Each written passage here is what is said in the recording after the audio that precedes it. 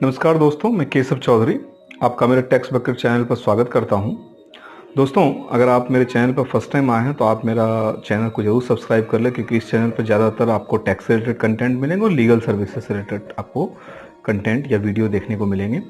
और आपने अगर मेरा पहला वीडियो जो मैंने बनाया था कि आप 10 मिनट के अंदर घर बैठे पैन कार्ड कैसे बना सकते हैं, वो वीडियो अगर आपने नहीं देखा है तो अभी आई बॉल ऊपर आपको दिख रहा होगा, वहाँ पर आप क्लिक करेंगे तो आपको उस वीडियो का लिंक मिल जाएगा। आप उस वीडियो को भी ज़रूर देखें और आप घर बैठे पैन कार्ड बना सकते हैं। दोस्तों, आइए अब आज के टॉपिक पर डिस्कस कर लेते हैं। आज का जो हमारा टॉपिक है वो टॉपिक है जिसमें हम आपको पैन कार्ड से रिलेटेड यानी पैन नंबर से रिलेटेड बहुत सारी ऐसी रोचक जानकारी दूंगा जो शायद आपको नहीं पता हो। तो आशा करता हूँ आज का वीडियो भी आपके लिए काफ़ी इंपॉर्टेंट होगा, काफ़ी नॉलेजेबल होगा। तो आप पूरे वीडियो को अंत तक जरूर देखें। दोस्तों, pan is a combination of 10 digit alpha numeric numbers. Pan क्या है? वो 10 डिजिट का एक कॉम्बिनेशन है, और ये 10 डिजिट का कॉम्बिनेशन जो है वो क्या है? अल्फ़ाबेट और नंबर्स दोनों का कॉम्बिनेशन है। अगर आप देखेंगे अपने पैन नंबर में इसी तरह पैन नंबर होगा, यानी शुरू के 5 डिजिट अल्फ़ाबेट होंगे, फिर 4th डिजिट नंबर्स होंगे और फिर लास्ट डिजिट भी अल्फ़ाबेट होंगे। जहाँ पर कि जो 4th डिजिट होता है वो 4th डिजिट क्या होता है? Where the 4th digit would be the type of pen holder, यानी वो पेन होल्डर का स्टेटस बताता है कि ये चौथा डिजिट देखकर आप बता देंगे ये पेन नंबर किसका है, यानी ये इंडिविजुअल्स का है, एचयूएफ का है, पार्टनरशिप फर्म है, कंपनी है, वो आप देख के बता देंगे। और 5th डिजिट क्या होता है? वो किसी के सरनेम या लास्ट नेम होता है, यानी फर्स्ट डिजिट ऑफ सरनेम और लास्ट नेम। यानी अगर कोई मान लो सब लेट से मेरा नाम केशव चौधरी है तो जो 5th डिजिट होगा वो चौधरी का सी होगा वहां पर।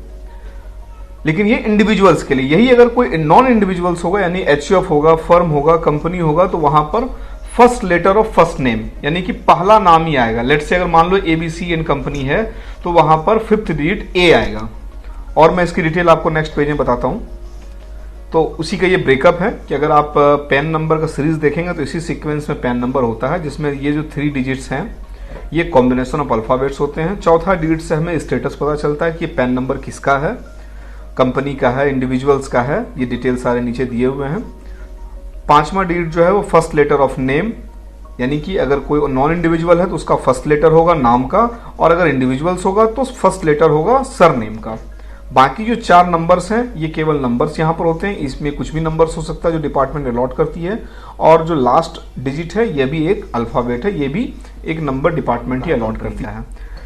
इसको और डिटेल में समझते हैं कि इंडिविजुअल्स अगर होगा तो इंडिविजुअल्स के लिए उसमें सिंबल यानी 4th डिजिट जो है वो आपका पी होगा। एचयूएफ अगर होगा तो उसका 4th डिजिट एच होगा। अगर कंपनी होगा तो उसका 4th डिजिट सी होगा। अगर पार्टनरशिप फर्म या एलएलपी पार्टनरशिप होगा, लिमिटेड लायबिलिटी पार्टनरशिप, तो उसका 4th डिजिट एफ होगा। अगर ट्रस्ट होगा तो उसका 4th डिजिट टी होगा। इसको और एग्जांपल से समझते हैं। लेट से इंडिविजुअल है, उसका नाम है ए चौधरी, तो अब मैंने एग्जांपल लिया कि ए चौधरी में एबीसी ले लिया, और चौथा आप देखोगे यहां पर पी मैंने डाला। पी इसलिए डाला क्योंकि इंडिविजुअल्स है तो इसका मतलब है कि उसका 4th डिजिट पी होगा, और चूंकि इसका नाम ए चौधरी है इसलिए 5th डिजिट क्या हो गया? यहां पर सी हो गया। तो आप किसी का भी पैन नंबर देख करके आप पता कर सकते हो। आप चाहो तो आप अपना पैन नंबर उठा के आप देख लो, अभी तुरंत आपको पता चल जाएगा। आपका 4th डिजिट जो होगा वो पी होगा और 5th डिजिट आपका सरनेम होगा। यानी आप किसी का पैन नंबर देख के बता सकते हो कि वो इंडिविजुअल्स का है। एच पैन कार्ड में क्या होगा? उसका सिंबल एच होगा। उसका एग्जाम्पल मैं ले लेता हूं, सपोज A.कुमार एचयूएफ, ये किसी का नाम है। इसका पैन नंबर कैसा हो सकता है? तो उसका एबीसी, चौथा डिजिट जो होगा वो एच होगा, और 5वां डिजिट वो फर्स्ट नेम होगा, फर्स्ट नेम का फर्स्ट अल्फाबेट। जैसा मैंने कहा था इंडिविजुअल्स के लिए सरनेम होगा 5th डिजिट, और नॉन इंडिविजुअल्स के लिए 5th डिजिट फर्स्ट नेम होगा। कंपनी में भी सेम वही बात है कि अगर आपका कंपनी है तो चौथा डिजिट सी होगा। जैसे लेट से XYZ प्राइवेट लिमिटेड है तो चौथा डिजिट सी हो गया, और 5वां डिजिट एक्स हो जाएगा, क्योंकि ये नॉन इंडिविजुअल है इसलिए फर्स्ट नेम आता है यहां पर। तो ये आपने देखा। इसी तरह आप ट्रस्ट का भी लेंगे, एलएलपी का भी लेंगे, पार्टनरशिप फर्म का भी लेंगे। ट्रस्ट का लेंगे तो चौथा डिजिट टी होगा, एलएलपी या पार्टनरशिप फर्म होगा तो उसका चौथा डिजिट यहाँ पर एफ होगा, चौथा डिजिट यहाँ पर एफ होगा। तो आप इस तरह से किसी का भी आप देखेंगे तो आपको पता चल जाएगा कि पैन कार्ड में ये जो चौथा और 5वां डिजिट है इसमें क्या छुपा हुआ है। अब आते हैं दोस्तों कि कुछ चीज़ें हम जान लें कि पैन नंबर कहाँ कहाँ पर मैंडेटरी होता है, यानी कहाँ कहाँ पर वो जरूरी है पैन नंबर हमारे लिए। तो सबसे पहले तो पैन नंबर अगर कहीं पर आपसे कोई आइडेंटिटी प्रूफ मांगता है तो आप वहाँ पर पैन कार्ड एक तरह से आज के डेट में हर जगह मैंडेटरी हो गया है एज एन आइडेंटिटी प्रूफ। दूसरा, filing of income tax return. आप अपना कोई रिटर्न भरते हैं, वहाँ पर भी बिना पैन नंबर का भर नहीं सकते। आप अगर कोई इनकम टैक्स चालान भरना चाहते हैं, अपना टैक्स जमा करना चाहते हैं, बिना पैन नंबर के वो भी नहीं हो सकता। आज के डेट में अगर आप कोई डीमेट अकाउंट या म्यूचुअल फंड खोलना चाहते हैं या इन्वेस्टमेंट करते हैं म्यूचुअल फंड में, तो भी बिना पैन नंबर के कुछ नहीं होगा। आप इवन जीएसटी रजिस्ट्रेशन करना चाहते हैं, जीएसटी नंबर लेना चाहते हैं, तो उसके लिए आपको पैन नंबर जरूरी है। और वैसे भी जो जीएसटी नंबर होता है वो पैन बेस्ड होता है, यानी अगर आप ढंग से जीएसटी के नंबर को देखेंगे तो बीच में पूरा पैन नंबर आपका आ जाता है। उसके बाद आता है कि अगर आपको कोई करेंट अकाउंट या सेविंग अकाउंट खोलना है, वहाँ भी आज की डेट में कंपलसरी है कि बिना पैन नंबर के आप नहीं खोल सकते। कैश डिपॉजिट अगर आप करते हैं या आप एफडी कर रहे हैं 50,000 या उससे अधिक का बैंक अकाउंट में, तो वहाँ पर बिना पैन नंबर के ये पॉसिबल नहीं है।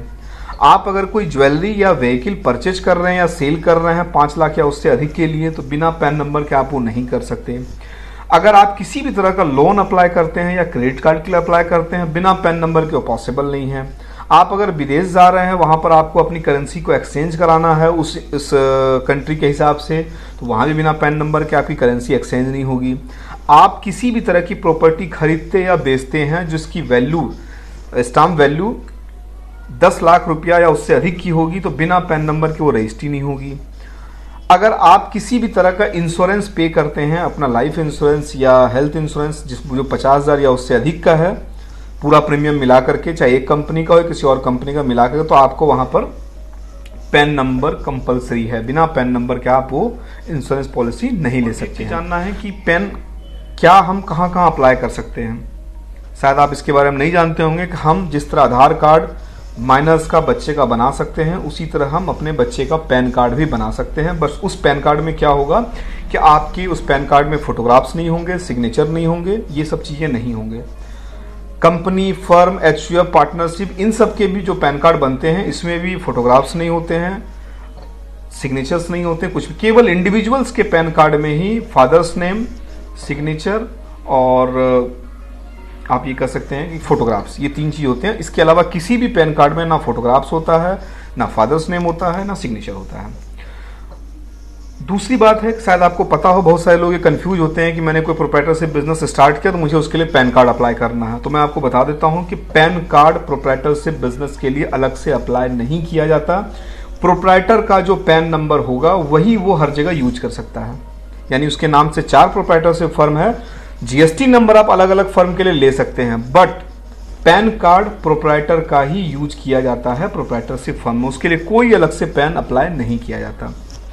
हाँ, अगर आप फर्म बना रहे हैं, कंपनी बना रहे हैं, मतलब पार्टनरशिप फर्म कंपनी बना रहे हैं, तो वहां पर आपको पैन कार्ड अलग से अप्लाई करना है। दूसरी बात, holding more than 1 pan not allowed. पहली बात तो एक से अधिक पैन कार्ड अलाउड नहीं है, अब आज के डेट में होता भी नहीं है। बट अगर आपके पास गलती से 2 पैन कार्ड आ रखा है तो अंडर सेक्शन 270B जो है, इसके तहत 10,000 रुपये का आपके ऊपर पेनल्टी लग सकता है। इसलिए आप अपने पैन को, अगर आपके पास 2 पैन कार्ड है, यूज आप कोई एक ही कर रहे होंगे, दूसरे पैन कार्ड को आप सरेंडर कर सकते हैं। उसके लिए प्रोसेस आप पता कर लें, नहीं तो फिर आप हमें मेल लिखें, हम आपको उस पर रिप्लाई दे देंगे आपको कैसे करना सरेंडर।